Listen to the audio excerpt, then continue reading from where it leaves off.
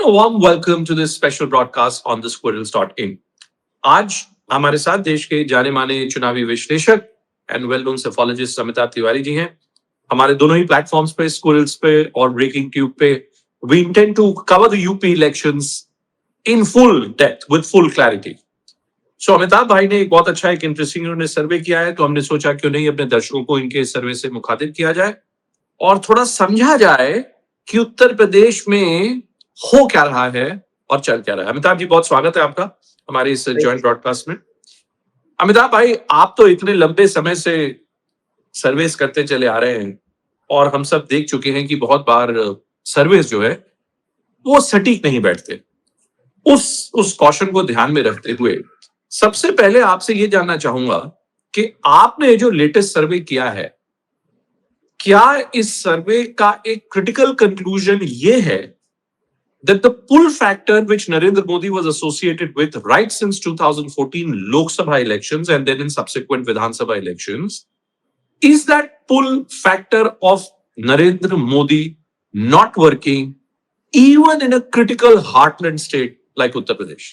नहीं, इसको दूसरे ढंग से समझने की कोशिश करें हम, अगर ये चुनाव जो है वो लोकल चुनाव है, एक विधानसभा का चुनाव, और यहाँ पर जैसे बहुत सारे राज्यों में, जैसे अभी मान लेते हैं बंगाल का ही चुनाव, तो वहां पर जो लीडरशिप, लोकल लीडरशिप है बीजेपी की या थी बीजेपी की, वो नरेंद्र मोदी के लेवल का कद्दावर लीडर कोई था नहीं। तो उस ऐसे राज्यों में नरेंद्र मोदी फैक्टर जो है वो लोकसभा और विधानसभा दोनों में काम। लेकिन कुछ राज्य जैसे महाराष्ट्र, जहां पर देवेंद्र फडणवीस एक फैक्टर हैं, बिहार जहां पर नीतीश कुमार फैक्टर थे, और उत्तर प्रदेश जहां पर योगी आदित्यनाथ एक फैक्टर है। तो जहां पर लोकल लीडरशिप स्ट्रांग है वहां पर लोकल लीडरशिप का जो है, और जैसे अगर कोई कद्दावर नेता है उसका इम्पैक्ट ज्यादा होता है। तो जैसे हम जब लोगों से पूछ रहे हैं कि आपके वोटिंग का आधार क्या है, आप किस आधार पर वोट करेंगे, तो ऑफ कोर्स उसमें उम्मीदवार की छवि 15%, पार्टी की विचारधारा 25%, जाति धर्म 4%, मुख्यमंत्री का चेहरा 13% है और प्रधानमंत्री का चेहरा 5%। तो सीधा ये क्वेश्चन दिखा देता है कि ये जो चुनाव है, और विकास है 22% और अन्य लाभार्थी स्टेटस 4%, राज्य सरकार का परफॉर्मेंस 4% इत्यादि। तो यहाँ पर 13% लोग जो है वो सीएम चेहरा या सीएम चेहरे को अपना मुख्य वोटिंग कंसिडरेशन मानते हैं और 5% पीएम को। तो यहाँ पर क्लियरली दिखता है कि सीएम का चेहरा जो है वो ज्यादा पुल फैक्टर के रूप में भाजपा या विपक्ष के भी, क्योंकि जब हम सीएम का चेहरा की बात कर रहे हैं तो इसमें विपक्ष का भी सीएम चेहरा आता है। I'll tell you what I'm trying to get at, Amitabh ji. देखिए, 2014 से लेके 2024 तक हमने देखा कि खास तौर से उत्तर प्रदेश में one of the principal reasons why the BJP became this formidable political force is also चूंकि बीजेपी का जो परफॉर्मेंस था उत्तर प्रदेश में, पहले 2014 में हमने देखा, फिर 2017 के विधानसभा में हमने देखा, फिर उसके बाद 2019 के लोकसभा में हमने देखा, 2022 के विधानसभा में हमने देखा। लेकिन 2024 में I think it is safe to say that the BJP suffered an electoral setback in Lok Sabha elections, specifically in the state of UP. मैं आपसे, मेरा प्रत्यक्ष सवाल जो मेरा आपसे है वो ये है कि क्या लोकसभा 2024 और विधानसभा 2027 उत्तर प्रदेश के संदर्भ में क्या कुछ बदलाव आपको दिख रहा है, या जो कहानी 2024 में हमने देखनी शुरू की, जिसकी शायद झलकी हमको दिखी, जहां पर समाजवादी पार्टी और कांग्रेस इतने बड़े तादाद में, मतलब 30 से ऊपर सीटें लेके आ गए लोकसभा में, क्या आपको वही कहानी आगे और बढ़ती हुई दिखती है अब इस विधानसभा चुनाव में? देखिए, 2014 और 17 में भी बीजेपी के पास कोई क्लियर लीडरशिप स्टेट लेवल की नहीं थी। 2017 में योगी आदित्यनाथ सीएम बने और 2022 में जो विक्ट्री है, आप उसपे योगी आदित्यनाथ का भी रोल देखेंगे, क्योंकि जो उनका एक स्ट्रॉन्ग एडमिनिस्ट्रेटर, बुलडोजर बाबा का जो एक इमेज था, उससे भाजपा को फायदा मिला था। 2024 का इलेक्शन क्या हुआ कि 2024 का इलेक्शन जो कि एक नेशनल इलेक्शन था, वो कुछ राज्यों में, जिसमें यूपी इंक्लूडेड है, वो लोकलाइज हो गया किन्हीं कारणों से। बहुत सारे कारण है, इसके ऊपर हमने बहुत सारी चर्चा करी है। एक जो फैक्टर उसमें बहुत इंपॉर्टेंट है वो ये है कि भाजपा ने पूरे भारत में अपने लगभग 30 से 35% एमपीज ड्रॉप किए, जबकि बीजेपी ने यूपी में 62 में से 55 एमपीज रिपीट किए। उन एमपीज के खिलाफ कहीं ना कहीं एंटी इनकम्बेंसी थी, जो कि और भी फैक्टर थे इसमें। ठाकुर वर्सेस ब्राह्मण, और कुछ लोगों को लगा कि शायद योगी आदित्यनाथ को चुनाव के बाद हो सकता है रिप्लेस कर दिया जाए, या उनकी बात नहीं सुनी गई, टिकट डिस्ट्रीब्यूशन में उनकी बात नहीं चली, बहुत सारे फैक्टर्स हैं, और वो चुनाव लोकलाइज हो गया। अब वहां से यहाँ क्या बदला है 2024 लोकसभा चुनाव से अभी तक क्या बदला है? अब 2024 से 27 में ये बदला है, तो जो भाजपा का जो कोर वोटर सपोर्टर है, जो कुछ सीटों पर उतनी भारी मात्रा में निकल करके नहीं आया क्योंकि कैंडिडेट उसको पसंद नहीं था, या ये क्योंकि के अराउंड जो एक कंट्रोवर्सी तो नहीं, जो एक कॉन्स्पिरेसी थियरीज भी चल रही थी, और संविधान खतरे में है का भी एक नैरेटिव था। अब संविधान खतरे में का नैरेटिव काफी कमजोर हो चुका है, वो अब मेन प्लैंक विपक्ष का नहीं है ना। इस चुनाव में विपक्ष का भी मेन प्लैंक संविधान खतरे में नहीं। दूसरी बात है कि एक क्या बात हो गई, और कि अखिलेश यादव को जो मोमेंटम मिला, उसके बाद वो लोकसभा की सीट उन्होंने रिटेन कर ली, विधानसभा की सीट छोड़। तो उससे क्या हुआ कि अगर ये पिछले 2-3 महीनों को छोड़ दे, तो लगभग 2 साल तक उतना स्ट्रॉन्ग ऑपोजिशन विपक्ष जो है वो यूपी में खड़ा नहीं कर पाया। एक तरफ से फ्री फील्ड मिली योगी आदित्यनाथ को, खास करके असेंबली में आपको ध्यान होगा काफी रील्स जो योगी वर्सेस अखिलेश जो डिबेट्स होते थे, तंज होते थे, वो काफी वायरल होते थे सोशल मीडिया पर। वो एब्सेंट हो गया। योगी आदित्यनाथ को विधानसभा में एक फ्री फील्ड मिली पिछले 2 साल, लगभग पिछले 2-3 महीनों को छोड़ दें, मतलब राम मंदिर डोनेशन कंट्रोवर्सी से पहले।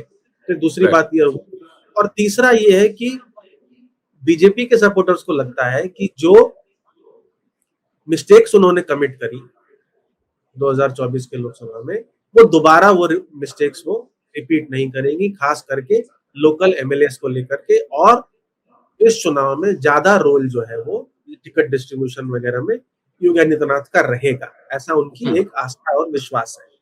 तो इसकी वजह से दिख रहा है कि बीजेपी जो है वो लगभग 3% वोट शेयर से यहाँ पर अभी आगे दिख रही है। ऑफ कोर्स अभी 6-7 महीने हैं चुनाव को, इट इज अर्ली डेज, लेकिन अभी जो है लगभग 4000 लोगों का सैंपल है ये, उसमें अक्रॉस ऑल लोकसभा सीट्स, उसमें ऐसा प्रतीत होता है कि भाजपा को एक अपर हैंड एज है, मामूली बढ़त है। Now here's the other interesting thing, Amitabh, which we've not seen. You know, both you and I have been looking at elections closely for almost 2 decades now. आपने एक सवाल पूछा कि have you already decided whom you will vote for? अब उसका जो result है कि yes, I have completely decided. मतलब कि मैं एकदम क्लियर है मुझे कि मुझको किसको वोट करना है। 64% लोग ऐसा कहते हैं। क्या ये एक नॉर्मल फिनोमिनन है कि इतनी बड़ी तादाद में लोग अपना मन बना चुके हैं कि भाई हमको किसको वोट करना है? कैसे देखा जाना चाहिए इसको? हाँ, मतलब अगर आप CSDS के भी सर्वेस देखें जो हिस्टोरिकली उन्होंने काफी करे हैं, उसमें जब ये सवाल पूछा जाता है कि आपने किस दिन डिसाइड किया कि आप किसको वोट करेंगे, तो उसमें लगभग 25 से 30% जो है वो अंतिम चरण में डिसाइड करते हैं कि हम किस पार्टी को वोट करेंगे। इनफैक्ट उनके हिसाब से तो 12 से 15% लोग भी कुछ राज्यों में उस दिन डिसाइड करते हैं कि वो किसको वोट करेंगे। 64% आप कह सकते हैं कि लार्जली आइडियोलॉजिकल वोट है विपक्ष और ऑपोजिशन का, क्योंकि अगर आप भाजपा का वोट शेयर देखें नेशनल लेवल पे लगभग 37% है, उसमें से मेरे हिसाब से, हमारे वोट वाइब के रिसर्च के हिसाब से लगभग 9-10% मोदी फैक्टर होता है। यानी भाजपा का कोर वोट 27 से 30% के करीब यूपी जैसे राज्य में है, ठीक है। वहीं जो एमवाई आबादी, जो core vote block Samajwadi party की है, उसकी भी आबादी लगभग 30%। तो आप ये कह सकते हैं कि लगभग दोनों ही दलों का जो कोर एक आइडियोलॉजिकल बेस है 30-30% है, और बसपा का भी जाटव समाज में अभी भी थोड़ा बहुत होल्ड तो है ही, उनका भी 4-5% का है। तो 64-65% नंबर ठीक ठाक है, वाजिब लगता है उस हिसाब से। मतलब अगर मैं थोड़ा सा एक्सट्रैपोलेट करूं अमिताभ, और हम दोबारा से अगर 2014 से बीजेपी की ट्रैजेक्टरी उत्तर प्रदेश में देखें, तो एक रिवर्स कास्ट कोएलिशन जो बीजेपी ने बनाया था, जिसको कहा गया कि एक नॉन यादव ओबीसी पिरामिड एक बनाया गया, जो 2024 में हमको कहीं धराशायी होता हुआ दिखा, जहां पर वो छोटी जातियां जो समाजवादी पार्टी से या कांग्रेस से हटके बीजेपी में मिल गई थी, वो सब हमने देखा कि कमोबेश वापस समाजवादी पार्टी या कांग्रेस की तरफ जाने लगी। इसलिए क्या हम ये माने कि अभी आज की तारीख में जो हर पार्टी का जो कोर वोट है, वो कोर वोट उसी अपनी प्रेफर्ड पार्टी के साथ जुड़े रहना चाहता है, वो अपनी प्रेफर्ड पार्टी को छोड़ के दूसरी तरफ नहीं देख रहा? क्या would this be the correct interpretation? हाँ, लार्जली जो कोर वोट ब्लॉक्स हैं वो सेटल्ड हैं, तो यानी अगर बीजेपी का core vote block general category या upper caste plus non Yadav OBCs है, तो लार्जली ये सेटल्ड है इस बार के चुनाव अभी दिख रहा है। और वहीं कहीं ना कहीं समाजवादी पार्टी को भी मुस्लिम यादव समाज का सपोर्ट है। नॉन जाटव वोट जो बसपा का हुआ करता था वो ऑलरेडी बिखर चुका है बसपा से, तो वो इन दोनों दलों में बटा हुआ है। और इस चुनाव में ऐसा प्रतीत होता है कि बसपा का जो जाटव मतदाता है वो भी अब नॉन जाटव मतदाता की तरह दूसरे दलों की ओर शिफ्ट होता दिख रहा है। आपने एक और इंटरेस्टिंग सवाल जो पूछा, अभी देखिए जंतर मंतर पे इतना भारी प्रोटेस्ट हुआ, बॉम्बे में प्रोटेस्ट हुआ, उत्तर प्रदेश में प्रोटेस्ट हुआ, बिहार में हुआ।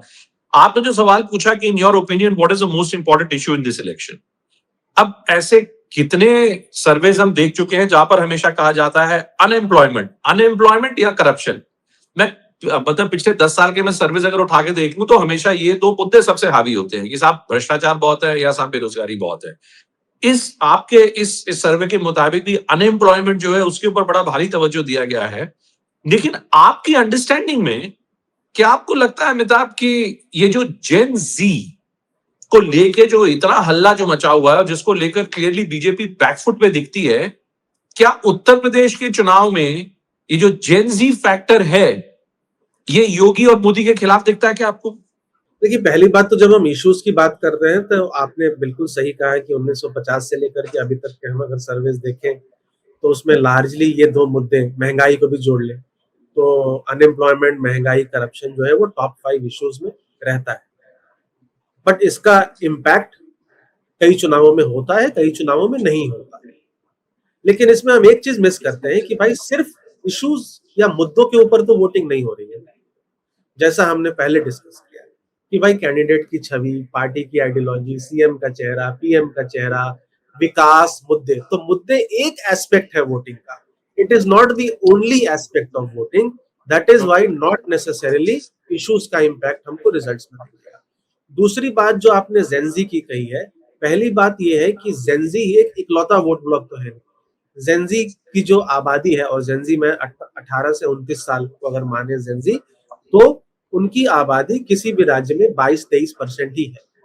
यानी नॉन जेनजी वोटर जेनजी से ज्यादा है, पहली बात।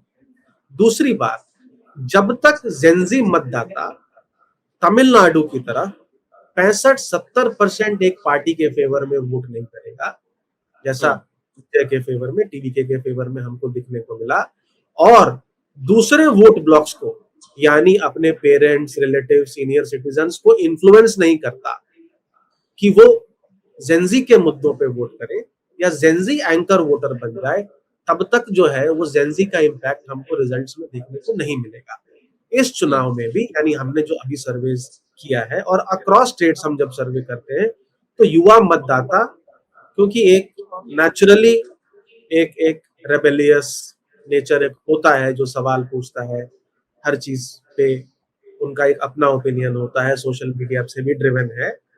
तो इस राज्य में भी जो असंतुष्ट कैटेगरी है सरकार के परफॉर्मेंस से या एमएलएस के परफॉर्मेंस से, उसमें सबसे ज्यादा डिग्री ऑफ डिससैटिस्फैक्शन 18 to 29 यानी जेनजी में ही है। और उनका सपोर्ट भी समाजवादी पार्टी और अखिलेश को ज्यादा है as CM and as party. लेकिन वो नंबर अभी 40 to 45% के बीच में है, इसीलिए उसका इम्पैक्ट जो है वो अभी ओवरऑल वोट शेयर या रिजल्ट्स पे नहीं दिख रहा है। जब तक ये 65-70% तक नहीं पहुंचेगा, तब तक उसका इम्पैक्ट हमको देखने को नहीं मिलेगा। एक अंतिम सवाल अमिताभ, पिछले अगर आप पिछले 2-3 महीने आप उठा के देखें तो उत्तर प्रदेश के संदर्भ में जो एक दो मुद्दे जो सबसे ज्यादा तीव्रता से जिनके ऊपर डिस्कशन हुआ या बहस हुई, एक है चंदा चोरी कि राम मंदिर में क्या हुआ, और दूसरा है आरक्षण। आरक्षण को लेकर मैं देख रहा हूं उत्तर प्रदेश का ऐसा कोई नेता नहीं है जो आरक्षण को लेकर बयानबाजी न कर रहा हो। क्या वो राजा भैया हैं, या क्या ब्रजेश पाठक है, या क्या मायावती हैं, या क्या अखिलेश यादव हैं। इन दोनों मुद्दों को आप कैसे, आपका सर्वे कैप्चर कर रहा है सिलेक्शन में? हाँ, तो अगर हम चंदा चोरी या की बात करें तो वो एक मुद्दे के रूप में उभर रहा है। लगभग 11-12% लोग जो है वो राम मंदिर चंदा चोरी को एक बड़ा इशू मान रहे हैं। अलग से रिजर्वेशंस कहीं कहीं मतलब एक अलग से एक बड़े मुद्दे के रूप में एटलीस्ट इस सर्वे में, और जहां मतलब अभी एज ऑफ नाउ और वोटर्स के दिमाग में एक अलग से ऐसे कोई बड़ा मुद्दा उभर करके नहीं आ रहा है। क्योंकि जब रिजर्वेशन की बात हो रही है तो कहीं ना कहीं बीजेपी ने भी क्योंकि कास्ट सेंसस की बात कर दी है, हालांकि वो अब अगेन वो एक अलग कंट्रोवर्सी और डिबेट में चला गया है कि भाई ओबीसी का अलग से कॉलम नहीं है एटसेट्रा एटसेट्रा। लेकिन अगर आप देखें कि जहां बिहार और कर्नाटक और तेलंगाना 3 राज्यों में कास्ट सेंसस हुए हैं, ना बिहार में ओबीसी कॉलम था और ना कर्नाटक में ओबीसी कॉलम था, करेक्ट। तो अभी इस मुद्दे का जो ट्रांसलेशन रिजल्ट्स पे या वोट शेयर पे अभी ऐसा दिख नहीं रहा है। क्योंकि कहीं ना कहीं जब कोई भी मुद्दा होता है तो जब वो एक वोट ब्लॉक को इम्पैक्ट करता है पॉजिटिवली, तो वो दूसरे वोट ब्लॉक को भी इम्पैक्ट करता है नेगेटिवली। तो हर चुनाव जो है, हर चुनाव में हर चुनाव में अनफॉर्चुनेटली एक कॉन्फ्रंटेशन क्रिएट किया जाता है पॉलिटिकल पार्टीज के द्वारा। या वो जेनजी वर्सेस सीनियर सिटीजन्स हो, या वो हिंदू वर्सेस मुस्लिम हो, या वो यादव वर्सेस गैर यादव हो, जाटव वर्सेस गैर जाटव हो। तो इस बार क्या है, इस बार वो कॉन्टेस्ट किसके बीच हो रहा है? नहीं, इस बार जो वो कॉन्टेस्ट है ये तीनों चारों लेवल पे कॉन्टेस्ट हो रहा है। जेनजी का वोटिंग पैटर्न अलग दिख रहा है, नॉन जेनजी का वोटिंग पैटर्न अलग दिख रहा है। यादव नॉन यादव जो ट्रेडिशनली जिसको वोट करते हैं उसको वोट कर रहे हैं, जाटव गैर जाटव, जाटव भी छिटकता हुआ दिख रहा है इस बार मायावती के साथ। और अगड़ा वर्सेस पिछड़ा जो जो एक लड़ाई है, क्योंकि उसमें अब समाजवादी पार्टी भी पीडीए में पंडित पी फॉर पंडित ऐड कर रही है। तो दोनों ही दल जो है वो सारे ही वोट ब्लॉक्स या जातियों को वो कर रहे हैं। कोई ऐसा दल नहीं है वो जो सिर्फ पिछड़ों की ही बात कर रहा है ना। तो अनलेस की समाजवादी पार्टी या भाजपा सिर्फ अगड़ों की बात करे या समाजवादी पार्टी पिछड़ों की बात करे, तब तो जाकर के ये कॉन्फ्रंटेशन क्रिएट हो।